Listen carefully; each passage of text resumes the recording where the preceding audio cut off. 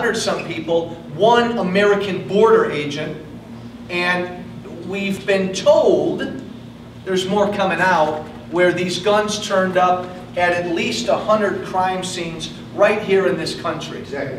A businessman friend of mine in Monterey, of extreme wealth, knowledge, power, very friendly to the United States, thinks that those reports have been covered up, that they're absolute BS, that the weapons that have actually gone down there are in the tens and tens of thousands, Yeah. and that we don't even know where they are.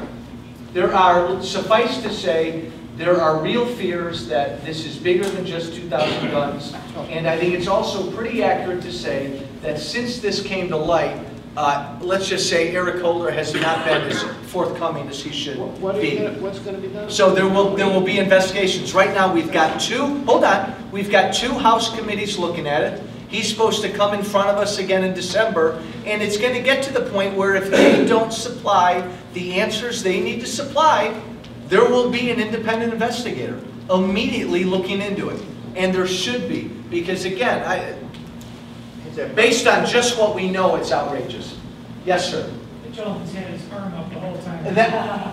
Yes, you young man. A couple of comments. Thank you. One of the problems we had, and you don't agree with us, is the lobbyists. The lobbyists. And the lobbyists and the lack of the term limits Well, I agree there. has pushed the government to a point where, the example is in this terrible problem of unemployment, the public employees, their terms of workers' claim, they had a 3.2 unemployment. It's now going up to 3.4. So the government is suffering, and the congressmen got themselves a raise. Yeah. And the whole thing is turned into a big government, and that's what the problem really is. Thank you. I agree. Thank you. Couple quick points. When it comes to lobbyists, again, Washington, D.C., like Springfield, is filled with lobbyists. And I know you're going to agree with me. There are lobbyists. 35,000. Yeah, thousands. And there are lobbyists across the spectrum, from conservative lobbyists to liberal lobbyists. And they all do the same thing. They try to get in front of us. They try to educate us. Oftentimes they give us money. They try to influence us. They do all of that. You may not agree with me. It's a great subject. I don't think lobbyists on either side of the problem. I think it's the people we elect who let themselves be influenced. Term limits. Absolutely. I am a self-limited guy. I said that if you elect me, I'll never serve more than 6 years. Ever. Ever. We send Republicans and Democrats there. They stay there too long. They begin to look differently from us. Both parties. I introduced term limit legislation about 5 months ago. Right now I got 9 people who've co-signed it with me. So, you know, they're not knocking on my door because they like the job. But that's one of the biggest problems. They stay there too long. And I've only been there a year. I can see why they fall in love with the job. You know, when you're a member of Congress, everybody treats you like you're a king. And you grow to like it. Plus, there's 249 millionaires in Congress. Well, and I'm not one of them. But yes, we tend to elect people who are better off, Republican and Democrat, and they tend to stay there forever. And then the saddest part is 2 things that happens. They just keep growing government, and they absolutely begin to ignore us. The majority of those millionaires got it in Congress. Yep. All right, all the way in the back. President's Jobs Commission, he has Jeffrey Emmelt sitting at the head of this thing, who also happens to be the head of General Electric. What I would like to know is, how can this man sit on this committee? Because the president picked him. When he sent a plant from Wisconsin to China, he's building an aircraft production facility in China, And at the same time, they're going after Boeing, who wants to build an aircraft plant in the Carolinas because it's a right-to-work state. And GE pays trillions in taxes, right? GE doesn't pay any taxes, but the point being is, somebody should have told Mr. Emmelt that when you sit on a jobs committee, he was supposed to create the jobs here and not in China. Hey, the problem is, and see, again, it's so easy to pick on Jeffrey Immelt, and we should, and you're right, we should. It's outrageous. GE doesn't pay anything in taxes. They relocated one of their divisions to China. This guy sits at the head of the President's Competitiveness Council. Yeah. It's a crock. But see, the bigger crock is that the President picked him.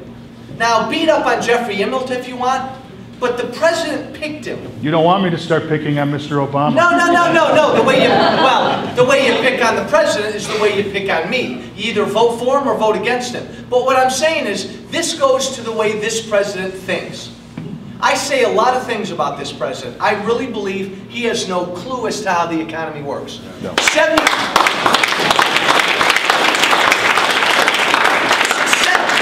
70% of the jobs in this country are created by small businesses. Is GE a small business? What does he know about competitiveness? Nothing. But the President has surrounded himself with academics who believe like he does. He has not surrounded himself with businessmen and women who understand how the real world works out here. So when you elect someone like that, you're going to get the Jeffrey Immelts of the world have an influence. Yes, one sir. more backup.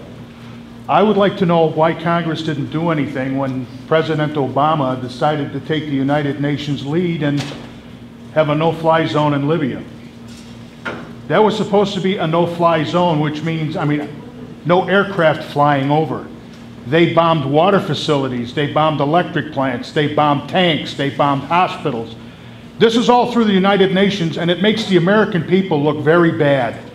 And I would like to know why Congress shirked its responsibility to tell this President, you have no right to do it, and if you do it, you will be impeached for high crimes and misdemeanors.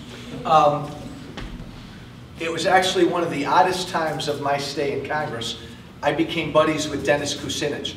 and he and I were voting on all this stuff, demanding that the President get permission from Congress to even be involved in Libya, to begin with.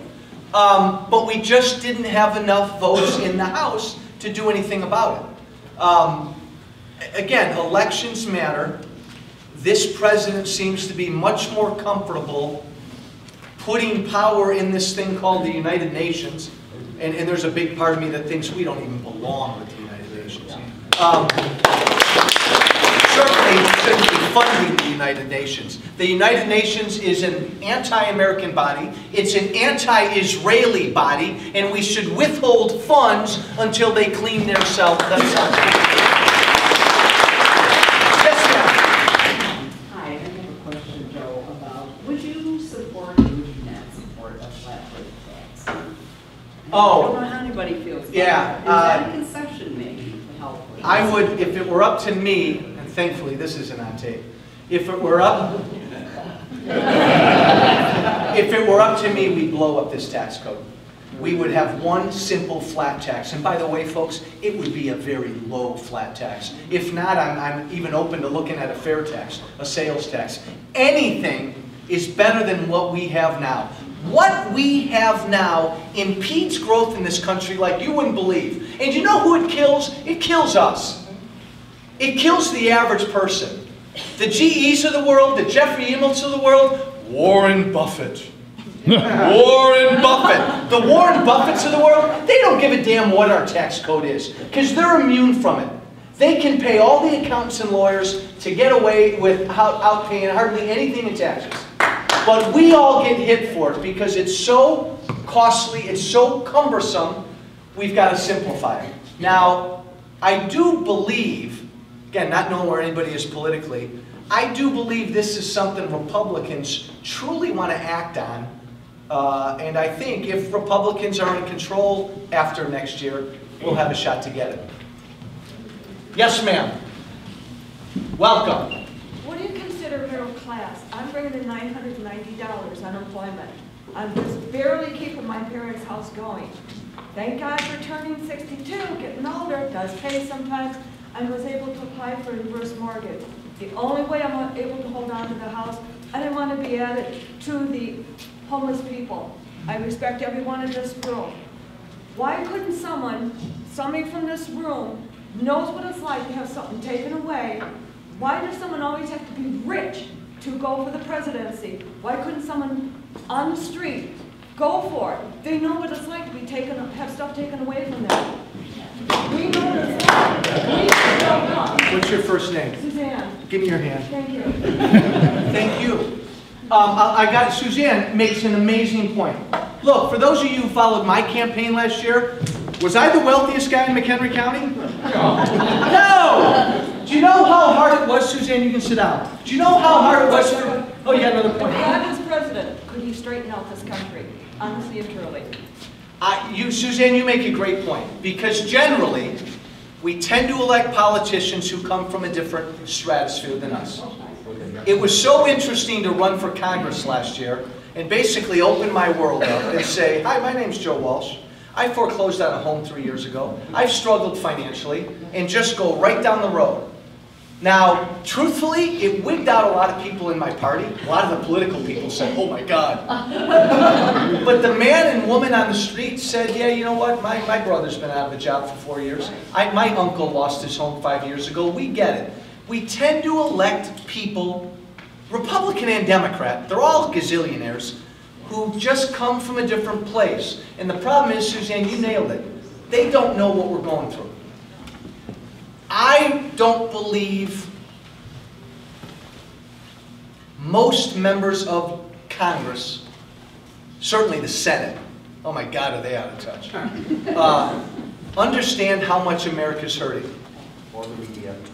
Well, then the media is there too. They don't get it.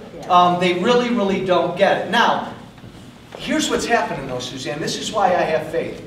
So Joe Walsh ran for Congress last year, and he took shots. People hit me every day. But now we found out, hey, a guy who's, middle class, I wasn't even middle class, lost a home, he can get elected? I think now we're seeing average Americans start to run for office at a lot of different levels, Republican and Democrat, and that's a good thing. Yes, sir. Yes, Congressman. First thing first, I appreciate your firebrand style. I'm not a plant. Don't get me angry! Your honesty and your passion. Thank you. Where do you see H.R. 822 and where's it going to wind up? Number one, where do you see Illinois in this whole thing? The reciprocity? No, I know. I'm thinking of how I wanted to try to be funny, but I won't. But yeah, it will be funny. Sometimes it's awful hard to be in Washington. Oh, guns. National reciprocity for concealed carry. Which, by the way, that bill that we passed in the House did not apply to Illinois, because Illinois doesn't have concealed carry. I got to tell you, folks, sometimes it's awful hard to be an Illinois congressman in D.C. I get laughed at a lot. Illinois, unfortunately, is a laughing stock in a number of areas. This is the least business-friendly state in the country, and my colleagues, Republican and Democrat, just rip us for not having concealed carry. It's going to have to be done here. It's going to have to be done here. The bill we passed out of the House, which basically said if you're concealed carry in one state, it can apply in another state. But it can only apply in states that have concealed carry. Thank you, Illinois. Unless we turn things around here, we were only 6 votes shy in the House, in the Illinois House, from passing concealed carry. Because remember, even what we passed in D.C., the Senate's not going to take it up, which is a problem with a lot of what we're doing. If you want to focus your aim on something next year, focus your aim on Michael Madigan. I don't care if you're a Republican or Democrat. No politician should have that much power. He runs this state. Governor Quinn, I'll look into the camera and say this, is a tool. Governor Quinn is irrelevant. Michael Madigan is a brilliant politician. He runs this state. No politician should have that much control. But you're not going to turn things around in Illinois unless the Republicans can take control of the House. And I got to tell you, as a Republican, the Republicans in Illinois have a lousy reputation. We've done a lousy job of providing an alternative to the Democrats in Illinois. But we're not going to get concealed carry till we turn around Springfield. But I'll tell you, the movement is growing for it.